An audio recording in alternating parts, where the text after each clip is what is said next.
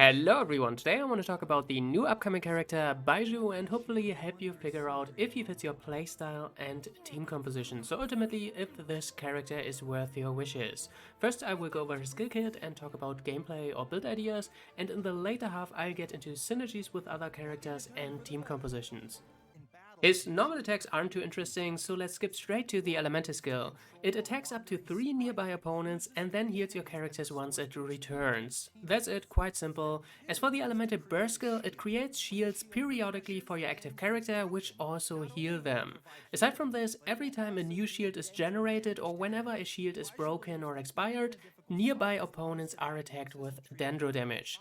These shields are on a 2.5-second interval, so I expect the Dendro application rate to be fairly slow. As for passive skills, the first one grants him a bonus in relation to the HP percentage of your active character. If your active character is below 50% HP, Baizhu gains 20% healing bonus, otherwise he gains 25% Dendro damage. For the second passive, whenever a character is healed by Baizhu shields, he will increase their Dendro elemental reaction damage. And the last one, picking up certain materials in the open worlds heal your active character.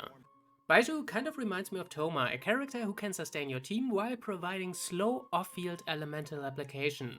Though for the Dendro element this might not work as well, especially for Burgeon teams. I see it being problematic if you cannot trigger Bloom and end up vaporizing instead. So for these kind of teams you might be forced into playing double Dendro characters, which isn't the worst thing in the world, to be fair. Dendro Resonance is pretty nice. Also, Baizhu doesn't trigger uncoordinated attacks. His damage is entirely passive without any restrictions, which means you should be able to make him work with basically anyone. From Raiden to Dia, it shouldn't matter. His passive skill and healing is scaling off HP, which allows you to build him as a pure utility character, though I can see Baizhu being able to sustain your team even on a pure damage build. For this, his multipliers on skills look decent and are purely attack scaling, which for once I actually quite like. It opens up some build variety, and choosing between offensive utility from his passive skill and actual personal damage seems like a meaningful choice. To be fair though, Baiju's base attack is very low, so maybe there is no way to make him deal actual damage after all. I guess we'll find out about this after his release. For this reason, you can head down two entirely different directions with Baiju's build. For pure utility, you just focus on max HP and energy recharge. Otherwise, it's a pretty standard sub DPS build with attack percentage, crit rate, crit damage, in his case obviously Dendro damage bonus, and enough energy recharge to get his burst skill off consistently. 160% might be a little too low, so I'm leaning more towards 180% for this character.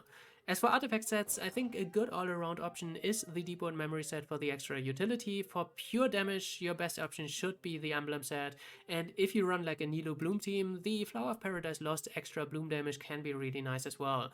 And for the main stats, I think it's triple HP percentage for the pure utility build. Even in the last slot, I would pick it over healing bonus because you get the extra value on his passive skill.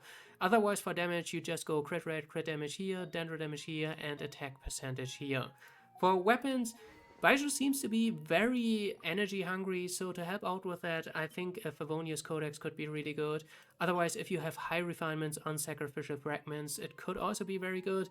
And Hakushun Ring, especially if you run like a quicken build, you can trigger it with it. And if you really wanted to deal a lot of damage, you could also run a Witches, of course, it's always a great choice. As for teams, Baizhu fits your healer slot, so you want to pair him with 2 more sub DPS slash utility characters and 1 main DPS like on-field character. And he also increases your on-field character's Dendro related elemental reaction damage. So this mainly leaves us with Electro characters, more Dendro characters, some Hydro characters, and specifically Thoma is only real representative of the Burgeon team. There are really 2 teams that stood out to me, and the first one is with the new character Kavei as main DPS, and he has the ability to detonate Bloom, so they had probably a very specific team for him in mind, and that is obviously the Nilu Bloom team. And for her, we also pick a second sub DPS Hydro character, which can be Yelan or Jingzhou, for example. I think this is a really good Nilu team, and definitely one of the better Baizhu teams in my opinion. And the other one will be a Quicken team. Like I said, the Hakushin Ring provides a little bit of extra bonus damage, and for Electro main DPS characters, you can pick something like Raiden or Sino, and then a second Electro character, something like Fischl, Beidou, Yai, for example. And then you can either finish it up with a second Dendro character like Nahida, for example, for some extra Dendro resonance and Dendro damage, or you just pick a Anemo character, something like Kazuha or Sucrose, to provide more utility to your Electro characters. Aside from this, we also have Hyper Bloom and Bergeon teams left, and the reason why I think these are a little bit lacking for Baizhu is because these require a very high amount of Dendro application to make sure that you trigger Bloom before the Pyro damage comes in. Otherwise, you obviously just trigger a bunch of Vaporize. And for this specifically, you need a second Dendro character in my opinion. So for sub DPS options, the best one is probably Nahida. She has a lot of off-field application. Otherwise, for on-field main DPS type characters, I think Alhaitham is actually a really good choice. And then you can pick something like Yelan to enable the Bloom, and then an Electro characters like Fischl, for example, to enable the Hyper Bloom. Otherwise, you can also change it around and just pick Thoma for the Bergeon.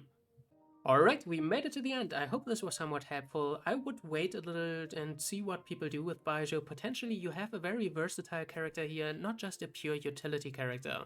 I'm excited, I'll get him and try him out, so stay tuned for that. Until then, have fun and bye bye.